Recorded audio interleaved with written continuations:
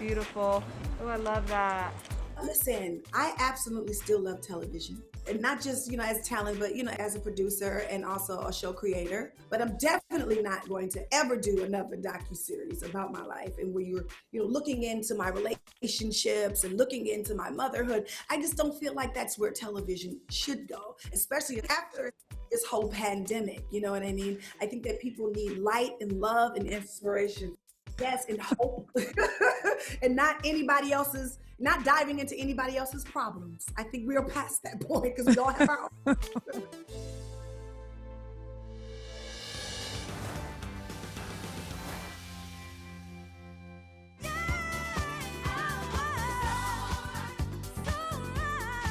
Tamar Braxton has been making music since the 90s. After beginning alongside her famous siblings, she went solo in 2000. And 20 years later, she's released 5 R&B albums, including her 2013 Grammy-nominated classic, Love and War.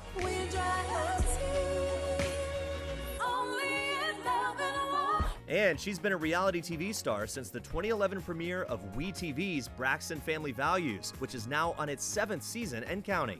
I may be the baby of the family, but that does not mean I don't get to boss people around. In 2012, WeTV gave Tamar her first spinoff, Tamar and Vince, which ran 5 seasons. And in March 2020, the network announced she was getting another Tamar Braxton, Get Ya Life. This is a lie to do this. I'm just saying it's a lie. But unbeknownst to her fans, by the summer of 2020, the relentless pressure of reality stardom had taken Tamar to a dark place. Troubling news about TV personality and R&B singer Tamar Braxton. She is under medical supervision after a possible suicide attempt. On July 16th, Tamar was found unresponsive at her residence in downtown Los Angeles and was rushed to the hospital. 2 weeks later, on July 30th, Tamar posted an emotional 700-word statement on Instagram, revealing that she had attempted suicide after suffering pain for the past 11 years while working as a reality star. That time in my life was so dark and so heavy. I didn't see how I was going to, come out on the other side. As a matter of fact, I didn't even know I didn't even know that it was another side, because it was so cloudy and so thick. Tamar also specifically referenced her relationship with WeTV, claiming she was betrayed, overworked, and underpaid. And she went on to say, quote, "I wrote a letter over 2 months ago asking to be freed from what I believed was excessive and unfair. I explained in personal detail the demise I was experiencing. My cry for help went totally ignored." I know that that's when things started to really take a turn for me, when I felt ignored and when I felt like my voice didn't matter, that it didn't matter to them, that, for the past 10 years, I've opened up my life and created the show and platform, not even for me and my family, but also for the network. And for them to ignore my cries and my struggles is when things started to really go downhill for me. The day after Tamar's post, WeTV announced they would honor her request to, quote, end all future work for the network. I was just kind of tired of the unfair treatment. And I didn't think that as our relationship had developed over the years, it was necessary still to do, because I really wanted to do positive television, and I wanted to have, a show that was about uplifting single mothers and, when you don't have it figured out, trying to figure it out and not have so much drama and ridiculousness. And there was a lot of it that was created. And I just didn't want to be a part of that anymore. And, that was voiced from the beginning, and it was almost like I was shooting 2 different shows. So I thought I was shooting a positive show, but there was another show that was being taped behind my back. And I just thought, I had come so far in television and also on this particular network that was not necessary to do. Because, even after a scene and I'd watch it back, it would be nothing like how it really went down. It started piecing words together and making sentences and it got really crazy. It really did it. And I don't know, I don't really kind of want to spend so much time on the negative, because I'm in a totally different, place now. I chose to change my life, and I chose to be positive. And I made the decision to not let this situation become my story, but to change my own narrative and be the best person that I could be. And, back when I created the Braxton Family Values, it was, to be an example, to be uplifting, to be inspiring, to be inspired. I just decided to live my life that way and be that kind of an example with my own life story. A big part of Tamar's newfound positivity has been her inspirational podcast, Under Construction with Tamar Braxton, which she launched last November. I wanted to create an atmosphere where people could still tap into me and have a place where it's safe and have a place where they can heal out loud. And for me, when it was born, it just felt like the right step into the next chapter of my life where I was supposed to be. And it's become my baby. It's my favorite thing to do. And I just get to talk to people and talk about their struggles and add mine into it so people can listen to it and not feel ashamed and start, their own healing journey.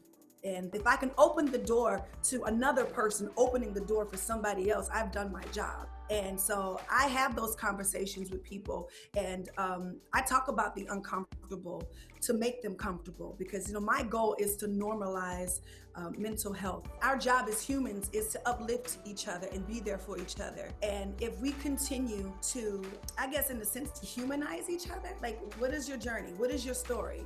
Because it's almost like we talk about our successes, we talk about our wins, but we never talk about the struggles and the struggles inside of the wins. You know what I mean?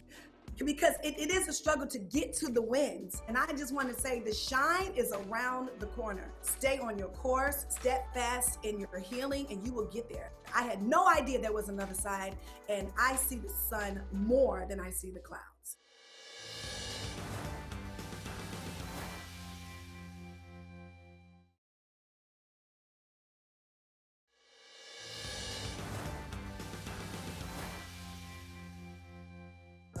In her emotional 2020 post, 2 weeks after her attempted suicide, Tamar made a moving reference to her 7-year-old son, acknowledging she needed to heal. Quote, "For the sake of my whole heart, Logan, who I forgot in my moment of distress and desperation." Really, to be honest, it was tough. It was tough because how could I be this role model for him? How can I be his first example of the woman in his life, and I'm disappointing him every day? How can he have friends come over to the house? How can his friends' mothers and parents respect me, and this is what they see every single day? No, they're not gonna let their kid. I would let my kid go over, a child's house, and this is what I see on television and the betrayal of it all. No, I wouldn't. And so I just didn't want to continue to be a disappointment for him. And I just felt like at the end of the day, in my sickness at the time, was the best move for him. I know now things to be different. I know now that probably would have destroyed him. I'm sure it would have destroyed him. But my decision at the time was, how can I be the best mother for him? And I just thought that if I can take the embarrassment out of his life, then maybe he would have a chance, to have the best life. But now I know different. What? Come on. Come on, girl. Come on, girl. Mommy. My relationship with my kid was very surfaced. I knew him, but I didn't know him. And he really didn't know me. And I know that sounds a little crazy, but like when you're going and you're just trying to figure out how to make it to the end of the day, it's not a lot of depth that's going on with your relationships. It just isn't, And now I take the time to get to know how his day was. What part of his studies in school did he have trouble with? Or what part did he enjoy the most? What does he like to do, when he's away from me? What does he like to play? What does he like to watch on YouTube? You know what I mean? So I am involved.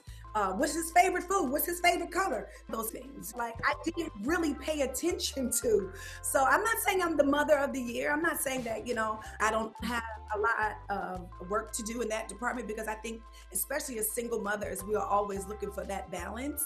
But I am definitely dedicated to being the best mom and understanding partner I can be.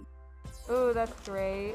No question, it's been a long, hard year for Tamar, but with weekly help from a life coach and a psychiatrist, she is definitely doing the work to get better. I have to do the work because listen, I can't stay where I was, you know, and I have a responsibility, you know, when I chose to live my life out loud, how can I say, oh, I'm going to show you this part, but I'm not going to show you that part?